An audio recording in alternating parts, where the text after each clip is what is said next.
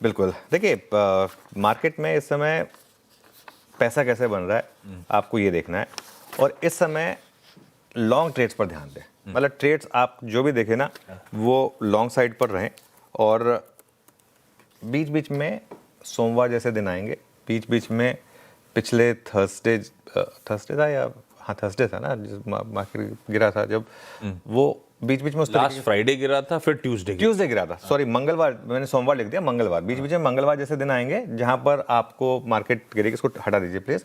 लेकिन ये जो गिरावट होगी ना, वो एक री एंट्री का मौका होगा, ना कि घबराने का।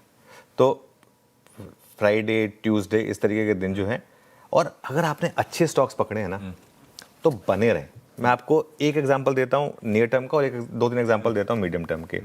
हमने JSW इंफ्रा की बात की थी परसों, कि वो जो वो OFS और वो दाग अच्छे हैं, वो ग्रोथ कैपेक्स पे ग्रोथ कैपेक्स पे खर्चा हो रहा है, 10% भागा है, और पूरी की पूरी रैली स्क्रीन पर, पूरी की पूरी रैली स्क्रीन पर। जिन्होंने परसों वो होमवर्क के साथ उस स्टॉक को लिया, मार्केट खुलने के बाद नहीं, मार्केट खुलने से पहले से प्रिपेयर करके रखे थे आप, अगर आपको पता था कि वो लेना है आपको, वो 10% के करीब का मूव आया वहाँ पर। ठीक है, कच्चे तेल से जुड़े हुए स्टॉक्स देखिए आशीष, इसमें अब 20% तक की रैली आ चुकी है। और आई थिंक मई में हमने एक व्यू लिया था, एक आपको बास्केट बताई थी पूरी की पूरी इन सभी शेयरों में, चाहे वो पिडिलाइट था, चाहे वो एशियन पेंट्स था, चाहे वो इंटरग्लोब था। अपने आप को हमने उन कंपनीज तक रिस्ट्रिक्टेड रखा था जिनके फंडामेंटल्स काफ़ी स्ट्रॉन्ग थे, जो गिरे सिर्फ इसलिए थे क्योंकि कच्चा तेल इस तरीके से ऊपर आया था। इनके सबके मूव देख लीजिए, 15 से 20% का आपको इस बास्केट में बहुत प्यार से मूव मिल चुका है।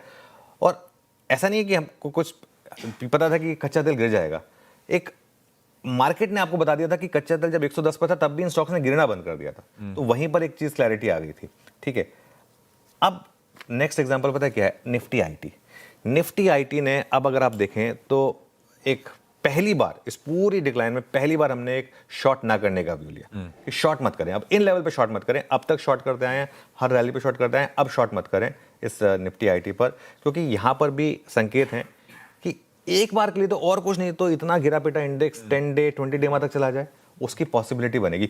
हो सकता है ये रैली भी फेल हो आगे जाकर, लेकिन एक स्टेज पर आकर जहां पर आपको शॉर्ट करने पे रिस्क रिवॉर्ड आपके फेवर में नहीं है, ये बात की थी हमने। ठीक है, कोफोज, टाटा टेक और OFSS, ये तीन स्टॉक्स तो वैसे भी एक हमने लगातार एक पॉजिटिव व्यू रखा है इन तीन स्टॉक्स पर, और इनमें अगर आप देखें तो 3 महीने में क्या कमाल हुआ है। कल भी देखा आपने, OFSS 6% भागा, कोफोज देखिए कल भी भागा, टाटा टेक कल शुरुआत नीचे हुई, हालांकि हमने बात भी की थी कि कल ये नीचे शुरुआत करेगा, लेकिन डे हाई पर बंद हुआ। और आप इन तीनों का तीन स्टॉक्स का मूव देख लीजिए। ठीक है, ये बाजार जो है ना, ये बाजार एक रोरिंग बुल मार्केट में नहीं है, लेकिन एक बड़े अप ट्रेंड में है। रोरिंग बुल मार्केट वो जो हमारी 2022-23 का फेज था ना, जिसमें आप कहीं भी फिंगर रख दें वो स्टॉक चल जाता था, गलतियां भी माफ हो जाती थी। अच्छा, एक और चीज, इस स्विंग में अगर आपने हाईएस्ट पॉइंट पर भी लिया, अगर आप सपोज करिए वो ट्यूसडे वाले सेशन में अगर आप फंसे, मान लो आपने ट्यूसडे के हाईएस्ट पॉइंट पर भी लिया था, मान लीजिए वो लेवल था करीब करीब 24,189 का, पिछले हफ्ते का हाई, पिछले हफ्ते के भी हाईएस्ट पॉइंट पर अगर आपने लिया है, मान लीजिए एकदम हाईएस्ट पॉइंट पर,